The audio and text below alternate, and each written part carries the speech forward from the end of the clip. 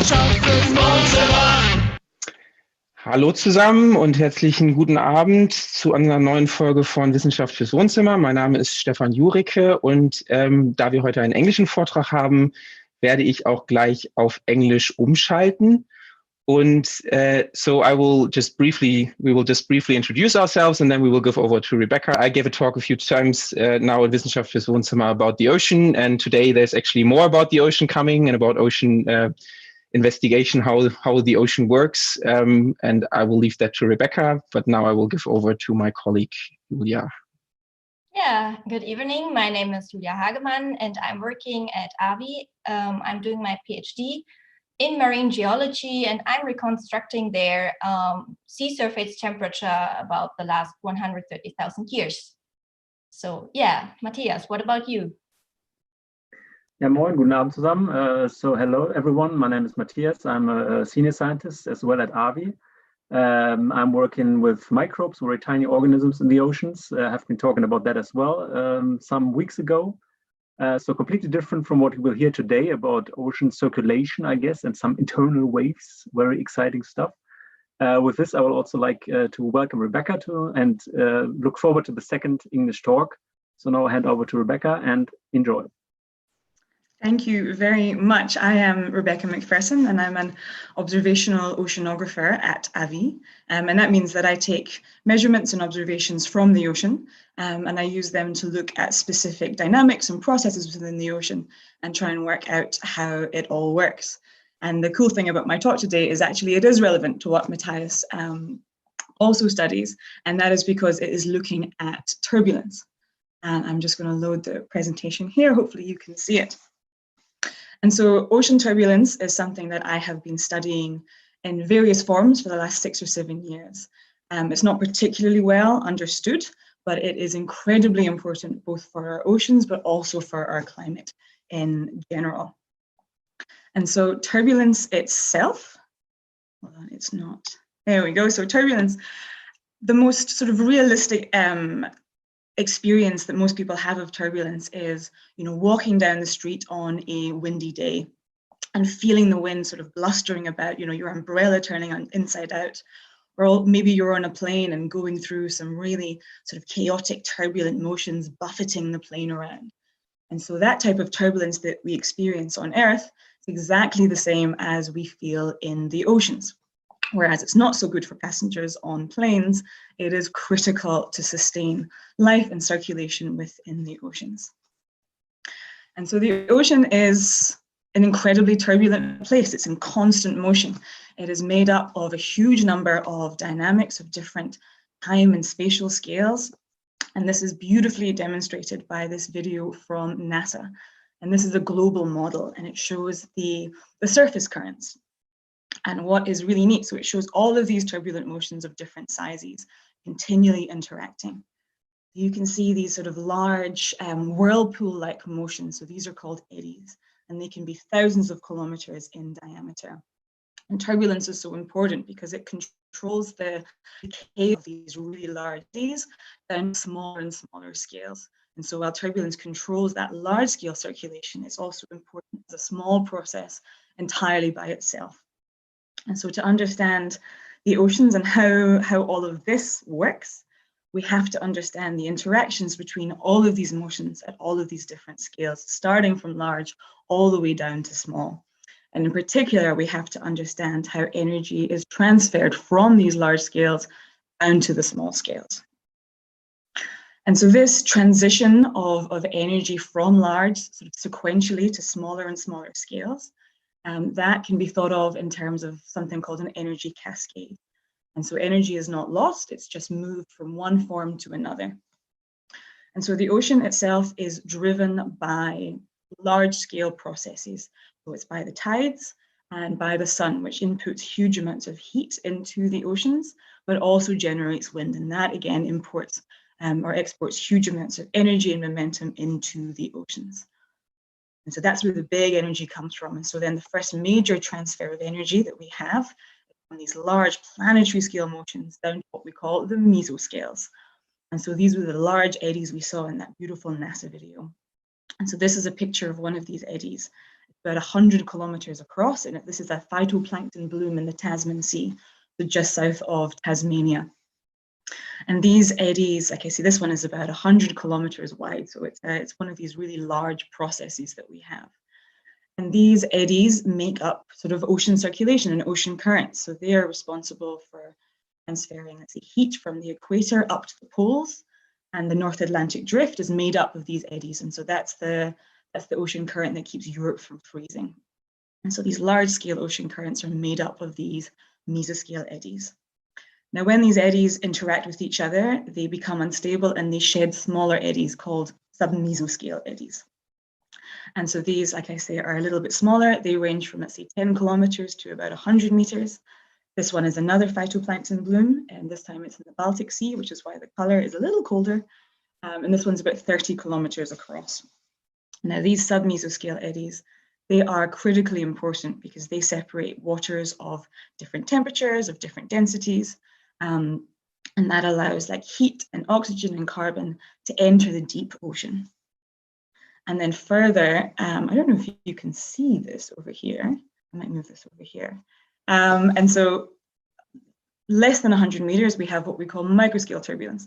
And this is my sort of specialist subject or area where I get most excited about. And so you have this microscale turbulence. It's usually less than 100 meters, and it goes all the way down to the millimeter scales. So when you have energy coming in at the planetary scale, by the winds, by the tides, cascading down smaller and smaller, at the millimeter scale, the energy is then what we call dissipated. So what is lost is heat. There's these like friction forces in the ocean, and that causes the energy to sort of be re-entered into the sort of the ocean process as heat. And so, like I say, energy is never lost, it's just transferred from one form into the other. And so turbulence on the ocean surface, as I'm sure you're all familiar with, you've been to the beach, you've seen the ocean, you know, the white horses, those are due to, for instance, surface winds or the heating and cooling of the ocean. And so that's where all that upper layer turbulence comes from. However, it's the turbulence within the ocean that is that drives ocean circulation and impacts our climate. And that is done by what we call the mixing and breaking of these things called internal waves. And I'm going to give you a little idea of what these internal waves are. And so internal waves you can think of are just like surface waves, but they are within the ocean themselves. And this is a beautiful sort of visualization of internal waves. This is in the South China Sea, and a Californian institute called Scripps made this video. And so it really gives you this nice visualization of what they look like. So these internal waves, they are driven by winds or by tides flowing over topography, just like you can see here. So you have tides moving backwards and forwards, hitting these rough surfaces, and then these internal waves are generated and propagate away. And so just like surface waves are formed between the air and the water, so sort of two fluids of different densities, internal waves also propagate along the interface between water of different densities. So you usually have sort of fresher, warmer water at the top of the ocean, and then colder, denser water at the bottom. And so that is where these internal waves propagate. And these internal waves, they're pretty cool. As you can see, they are much sort of longer wavelengths than you would expect from surface waves. And because of this long wavelength, they're able to transport huge amounts of energy and momentum that they've got by the tides and by the wind far across the ocean. They have been seen to propagate, 1,000 kilometers across whole ocean basins. They can also be much higher than regular surface waves in the South China Sea, which this video represents. They've been measured to about 50 meters tall.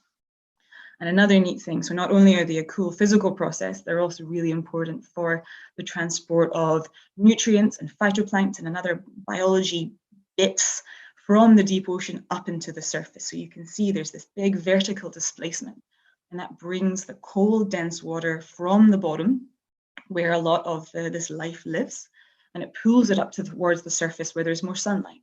And there's this really neat study that's going on in Massachusetts, which is linking the presence of internal waves with an increase in orcas in the region, these killer whales. And so the nutrients are being brought up from the deep surface, from the deep ocean by internal waves, and then you see more killer whales because there's more food to come by. And so, like I say, physically they're pretty neat, but also incredibly important for sustaining life. And so it's difficult to observe these internal waves internally. So we had that beautiful visualization internally, but really hard to actually measure. But what you can do is see them quite easily from above. This is a satellite image of internal waves off of the coast of Cape Cod. So you have Cape Cod here, that's Provincetown at the end. And these internal waves you can see towards the left of the screen, these bands of sort of alternating dark and light, sort of bands, these slicks is what we sort of call them. And so there's a tide that is moving along the ocean floor. It's hit some kind of obstacle, and then these internal waves have been generated. And so that's sort of how you identify them from above. And we also have this video here of internal waves propagating towards you. And so this is a New Zealand fjord, whereas I have studied in a lot of my years studying here. You have this river in the background that's flowing from right to left, but coming towards you, you can see these slicks, these alternating bands of different textured water. And so these are the internal waves that are being released by rivers. And there's quite a lot of work that is being done rivers are also capable of releasing huge amounts of internal waves. So I've said before, within the deep ocean, they are sort of tidally generated, but also coastal wise, there's a lot of work, which I've been part of, is trying to identify the impact of these internal waves. And so this particular river, this is the second largest river flow in the country, in New Zealand. And so you have huge amounts of fresh water and energy being transported into this fjord. And approximately a third of it is being transported out of the fjord into the coastal ocean by these internal waves. And so, like I say, these internal waves generated by rivers have been seen in Russia and in the States. And so this is like a burgeoning field to really look at the role that these internal waves have. Can I just ask a question from the chat before you go on? Yeah, of course. Maybe you'll come to that anyway, but you mentioned the size of the waves, but what about their speed? How fast do they move? So in comparison, I sort of always relate it to surface waves because that's what we're most familiar with. The surface waves can move pretty fast, but these internal waves are much, much slower because of their longer wavelength and because they can be much higher. They're generally much slower than the surface waves we're familiar with. I can't give you an exact number, I'm afraid. It depends on the conditions, on their wavelength and their frequency, but not at all what you expect from watching waves break on a beach. Okay, thanks. You're welcome. And so this is, like I say, it's hard to identify internal waves in the ocean, but this is a pretty cool snapshot that we have of internal waves being generated. And so this is the same river system that I had showed before. And this instrument is called an echo sounder, and it measures the backscatter in the water. And so fishermen use these to identify shoals of fish, for instance. And so what we have here is a section. So if you're moving along with the river, this is measuring the scatter in the water. And so in that sort of upper 2 meters, that really dark band here is the river flowing from left to right. Underneath that sort of pale blue wiggly band at 3 meters, that is the interface where the freshwater river lies over the salty coastal ocean underneath. But it's what's underneath that at about 5 meters in this box. These are the internal waves. And so you can see, you saw them in the video propagating towards you. This is what they look like internally. And because they are quite condition dependent, it really is right place, right time, right instrument to identify these. And so this was, as you can imagine, a pretty exciting find. Now, while internal waves are capable of transferring huge amounts of energy and momentum, what makes them incredibly important within the ocean is them breaking. So internal wave breaking is the major source of turbulence within the ocean. And this is a sort of a direct numerical simulation, an idealized model of what the internal wave breaking looks like. As I've said, it's really hard to identify them in terms of observation. So we rely on computers and very clever people to import all of this data into models. And so we can get an idea of like the idealized physics here and really see what it looks like. And so on the top left-hand corner, you have these two layers of water, the red, less dense water, underneath is the more dense. Like I say, these internal waves propagate along interfaces. And internal waves break just the way surface waves break. So they hit obstacles, for instance, if you imagine waves breaking on a beach because they hit a slope, it's the same as internal waves. And so when they become unstable, it starts to generate these, what you can see, these billows is what we call them, these beautiful sort of overturning structures. And when they become unstable, they start to mix. And the next pictures here really illustrate why they are so important. So this internal wave breaking, this brings up this cold, dense water from the deep ocean right up towards the surface sometimes. And then the breaking itself also brings the surface water, which is much warmer. It's got a lot of oxygen, it's got a lot of carbon in it, and that pulls it down. And so these internal waves breaking and mixing of this water is really important for ocean circulation and sustaining life and bringing up the nutrients and pulling down the heat. And that is really what drives ocean circulation. Now it comes to the tricky bit, I suppose. So we have, a whole bunch of very clever ocean models which are capable of some really cool physics.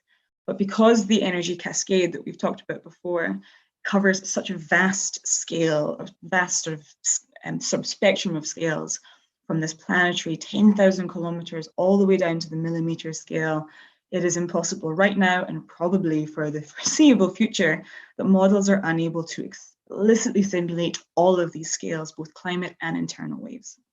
And so what people like I do, observational oceanographers, we go out and we try and understand these smaller scales. So the models we have currently are able to, like I say, explicitly simulate scales that are about 100 kilometers plus. So on this sort of left-hand side of the line, but it's the right-hand side of the line that we are working on. And so models are really only as good as the information we put in them. And so we have to go out there to really understand both the processes themselves, but also how that they interact. And so that is what we try and do to then feed back into the models and to make them more accurate. And so there's a bunch of ways to measure turbulence in internal waves at all of these different scales. And so I started and spent a lot of time trying to directly measure turbulence. And there's a couple of ways to do this. These are an example of what we call turbulence profilers. So these are instruments that can directly, or more or less directly, calculate turbulence. On the left-hand side, you have, it's a temperature profiler. It's called SCAMP, and it measures temperature at very high resolution. So it profiles up and down in the water column and measures sort of every centimeter worth of water. And from that sort of temperature profile, you can look at mixing and calculate turbulence. On the right-hand side is this, it's called a VMP, a vertical microstructure profiler. And yes, they all do look quite funny. This one is the sort of this toilet brush looking profiler, but it's my favorite of them all. And it directly measures turbulence by looking at the velocity shear, so like the friction and the movement in the water column. And this samples at such a high rate, it measures like every millimeter of water.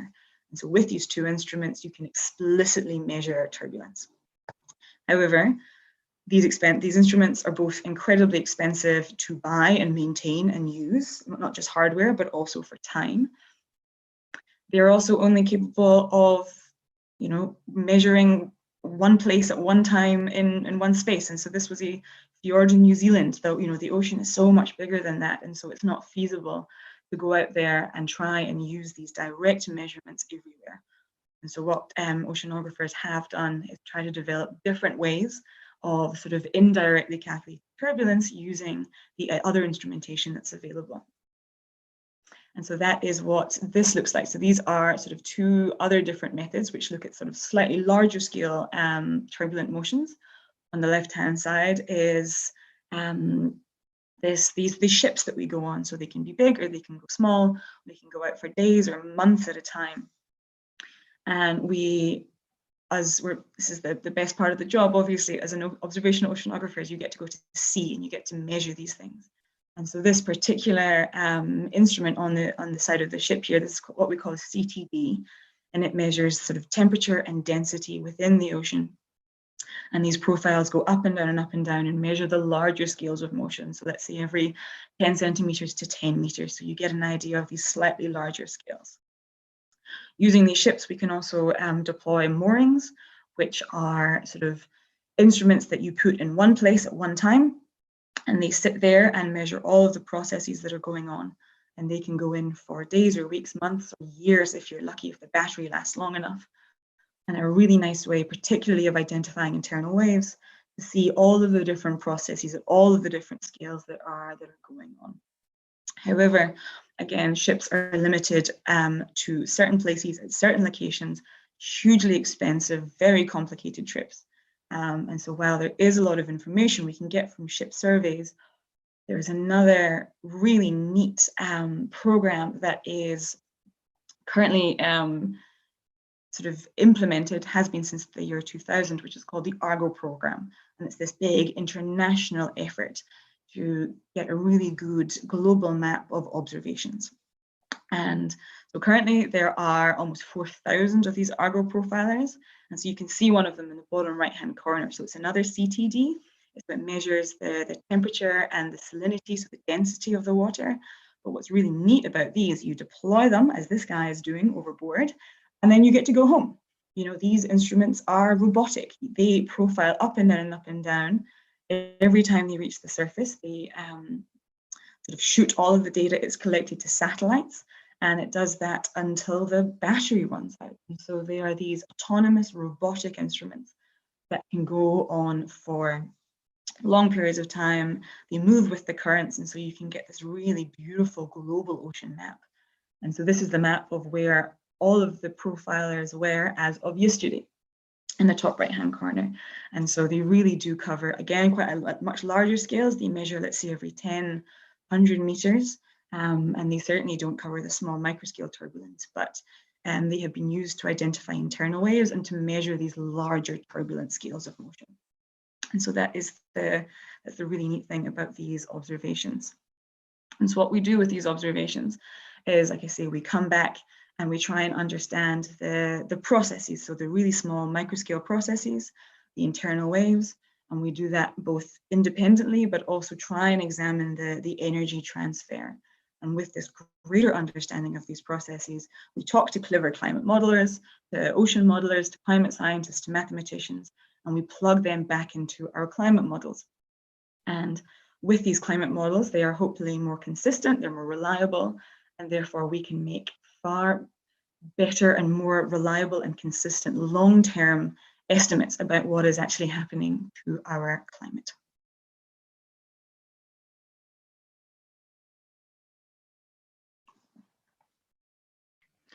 Okay, that was it. You're done, I think, right?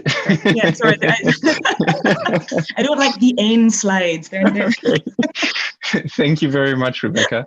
That was really interesting, and I think most people that are not in the field will not have heard of internal waves in that context, and will not have known about the size and the importance of them in the oceans, because we might know about surface waves, all of us will know about that, but that they're actually waves inside the ocean is a bit more difficult to imagine. So I think that's a very nice talk about this phenomenon that we can't observe easily. Thank you very much. Thank you. Before we go on, there is one more thing that we just want to advertise for next week, and we are very happy. So this was our second English talk, and next week we will move to a talk by Professor Peter Lemke, who is actually has decades of experience in climate and polar research, and he will give us an introduction basically in what climate is made up on Earth, how climate works on Earth, and why it varies and why it doesn't vary anymore as it used to be, because now there's another factor, which is the humans, and why that makes actually a difference. And that will be really interesting. He has a lot of experience. He worked actively in the IPCC report. He's in lots of international committees, or he was in lots of international committees. One of them, for example, he was a member of the Wissenschaftliche Beirat der Bundesregierung Globale Umweltveränderung. So he's actually one of the scientists that other people listen to. So we are very happy to have him here next week, and we hope that you will join us for this. But for now, we will move back to Rebecca, and I think there are some questions from our side that probably I think Julia will start with this. Yes, thank you very much for this really nice talk. I have a question to how you measure. So you showed this picture and you go on a lake, you measure, and what is the scale, what you can measure? Can you do just meters, or 100-meter area of waves or just centimeters? What is the range what you can really detect with this method? That's a great question. I suppose it depends on what you're interested in, the instruments that you have, and the time that you have. So when we were in New Zealand, we were looking at much smaller scale processes, so looking at the millimeter scales of water. And so we use one of the little boats and then these turbulence profilers. And so they measure sort of every millimeter of water when they go vertically. But we were only looking at, let's say, 3 kilometers along and about 10 meters deep. So we were really sort of confined. However, you can also go on boats that look at some of these much larger scale, like some of these, mesoscale motions, which are hundreds of kilometers. And so then you take bigger boats and bigger bits of equipment, and you can cover hundreds and hundreds of kilometers looking at those particular scales. And when you are doing this, are you just detecting temperature, or do you try some other parameters like temperature together with nutrient distribution or salinity? So what can you detect? So again, it sort of depends. So as physical oceanographers, we tend to look at the temperature and the salinity and currents in particular. But it sort of depends on who is on board the boat too. So often we do joint cruises where, like I said before, some of these features are really important in terms of, they say, the nutrients and where they come from in the phytoplankton. So a lot of these instruments are also capable of measuring sort of chlorophyll or sort of oxygen and saturated oxygen, sort of heavy metals as well. And so we all tend to sort of group together on these big boats and go out for weeks at a time. And try and all work together. So while we answer the physical questions, we also are capable of measuring other quantities that I'm maybe not so familiar with, but for instance, biologists would find incredibly interesting. So it really is a whole team effort. If you're going to spend that amount of time at sea, it's great if you can sort of keep as many people happy and do as much science as possible. Yeah, thank you very much. You're welcome. Yes, thanks also from my side. Really interesting. Also to hear about these internal waves. I'm afraid you cannot really surf on them as you do on like a surface wave, which would be kind of cool if you could do that. Because I'd like to try to do that on surface waves. Yeah, but you just mentioned it's a multidisciplinary effort, and also the biologists. So I being a biologist, have a biology question because it's like by geography, if organisms are transported between different regions, for example. So I'm wondering, like, there's really like a passive transport of plankton, for example, across like huge regions of the oceans, and how it could influence maybe the distribution of organisms. Has anyone looked at these things, maybe?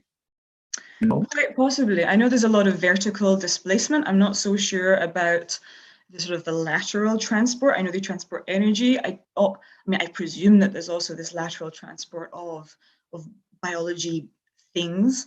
Unfortunately, because it's not my field, I can't really tell you. I just sort of tend to look at the physical processes. But I am aware a lot, especially, like I mentioned, that sort of the study with the orcas, like there is a lot of work increasing as our understanding of internal waves increases. There's definitely more of this sort of collaboration between physical and oceanographers and marine and biology coming together to try and answer these questions. Yeah, because these biology things, they are for sure also like interesting in the context. I couldn't possibly comment. Thanks.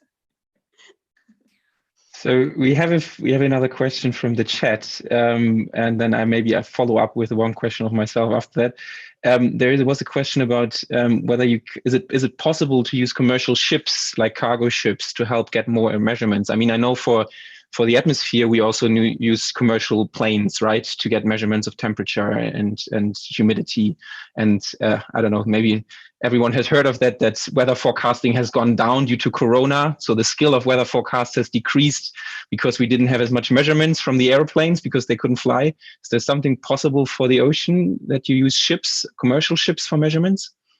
Yeah, I think that does exist. I think some pretty sort of simple sensors, for instance, like temperature sensors, I'm sure that they are sort of attached to ships to get an idea. I mean, some of the instruments we're talking about require quite a lot of care and, technicians to go along with them. So I'm not so sure how easy it is just to strap something on. But what we can do is use, so each ship has its own setup. So it has this echo sounder to measure the bathymetry and what's going on and currents. And so I think that there is definitely some sort of back and forth between oceanographers who have an interest and some shipping companies that do collect this data. I'm sure I've heard of some that also have, for instance, temperature sensors, which are just so easy, you just strap them on.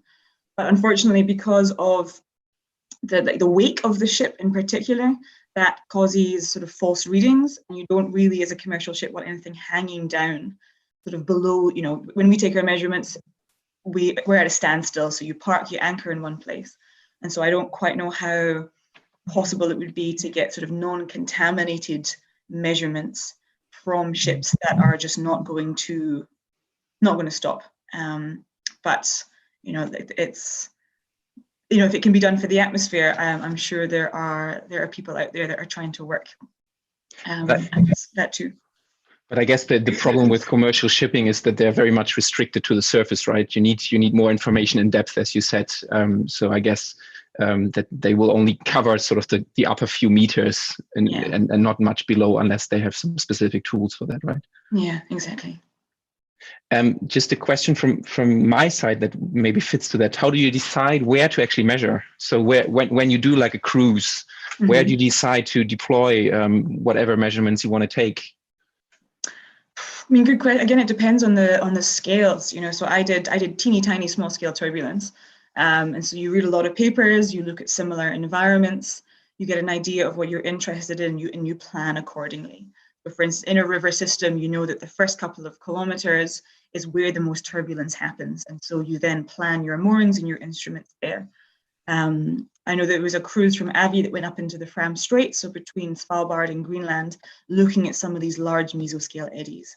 And so you choose where those go based on, I suppose, sort of model simulation. So that's why models are so important too. They use observations, but they're also very good at sort of guiding or giving you an idea of where could be interesting, and then observations go there. So in, for instance, the Fram Strait, you cannot see these eddies necessarily. And so there has been a long history of observations there, so you can get an idea of what's going on. You use, let's say, a regional climate model to look at what could be happening, and then you plan accordingly. There's, obviously there's a little bit of luck that is needed to get that right. But I think that's just sort of part of the parcel, and you just try to you do the due diligence, you read the papers, you look at models, and keep your fingers crossed, I suppose. As with all science, I think. Yeah, there is a comment in the chat, not actually a question, from Wahoo83. He says, thanks, Rebecca. Great visualization of the internal waves. Could have needed that 16 years ago during my theoretical oceanography classes. So cool. Thank you very much, Wahoo83. Yeah, well, Scripps is doing amazing things. So that would be, I think all of us could benefit from spending some time there. Yeah, I can just second that. I mean, Scripps is just the perfect place for various reasons. Absolutely, and surfing the surface waves too. I mean, not just the internal waves, but that's the point I was trying to make. That's maybe one of the biggest advantages that you can have to go surfing after work. Exactly, or before work, or yeah. Yeah, exactly. I would also like to ask one more thing. So, I mean, many of our talks go about like a climate change, obviously. So I was wondering, like, at the extent of like the ocean is changing, do you also actually also see some changes in the waves? I mean, is there kind of a wave change as well? I mean, depending on the water gets warmer in some places, would you actually see some effects on these internal waves as well from climate change? That's a good question. I presume so. If you think about how they're, I suppose, generated, so they propagate along sort of stratification in the ocean. So if our sort of oceans are warming, then that could affect the stratification in some way. So there's these changes in density layers. And so how that then impacts their propagation, I'm not sure. And how they're generated by tides and ocean currents and eddies. I mean, I suppose this is one of the questions that we're so unsure of, we know the oceans are heating up, that's sort of physically shown, but then how that itself impacts ocean circulation, both ocean currents, but also recirculation within the ocean, and things like internal waves, we just have no idea. And I suppose it's one of these processes we're not, like most processes, we're still learning so much about. And like Wahoo 83 said, 16 years ago, like such visualizations didn't exist. And so if we've only known about these and have visualizations about these in the last few years, we just don't have the knowledge going back to see how they have changed. But because the oceans are changing, you expect that has follow-on effects to every other scale and process that exists. Yes. Okay, thanks. We have one more question from the chat. Can internal waves get dangerous for ships? This is a cool question. This is how internal waves were first sort of discovered, more or less. And I'm going to get the name of the captain wrong. I'm going to say something like Captain Cook. I'm not so sure it was Captain Cook. But he identified, there'll be a lot of Googling after this. He identified, he was traveling along in his ship one day, so they say, and had the engines on, sailing with the wind, and they were going at a set, X number of knots, but they realized they weren't actually going anywhere. And it's because they had hit this sort of patch of dead water, it's called. And I think that is when you have sort of contrasting motion. So for instance, maybe you have the wind blowing you one way, but internal waves are coming towards you, and you hit this sort of like steady water and you're sort of stranded there. And I don't know if that happens anymore because we have engines, but that was how it was first discovered in these ye old sailing ships. And I think it scared these guys quite a lot, but sort of spurned this this interest into what that could be. I looked it up. It was Nansen who was on the ship, so it was a polar cruise, basically. It was actually in Fram, apparently. So he got caught on his ship and couldn't move anymore because the internal waves basically pulled him back. Yeah. And I actually funnily heard that if you're swimming in a lake and the water conditions are just right, that might actually happen to you when you swim. Yeah, so you can that's and you actually will swim, but you won't move because of the internal waves, which is really freaky. So yeah, maybe that's actually, I don't know, maybe that's a good way to end this with this sort of freaky outlook. If you're in a lake and you swim and you can't get forward, even though there's no current, then it's internal waves. Remember, Rebecca. I think, thank goodness I knew that. Now I'm stranded in the middle of the lake. Okay, great. I think with that, we would like to thank everyone. Of course, we would like to say that there's also other videos that we have made. So, for example, about the eddies that Rebecca was talking about, I had to talk about that. There was some stuff about the small living things by Matthias, and Julia had a talk a few weeks back as well. And maybe the important thing for the English-speaking community is there was a talk, I think 3 weeks ago, or was it 4 weeks ago, where we had our first English-speaking talk. Where's the Red Sock? I think it was called. So it had nothing to do with sports, but so watch that, please, if you're interested. Otherwise, we would like to say thanks and hope to see you soonish for our next talk. Wissenschaft fürs Wohnzimmer.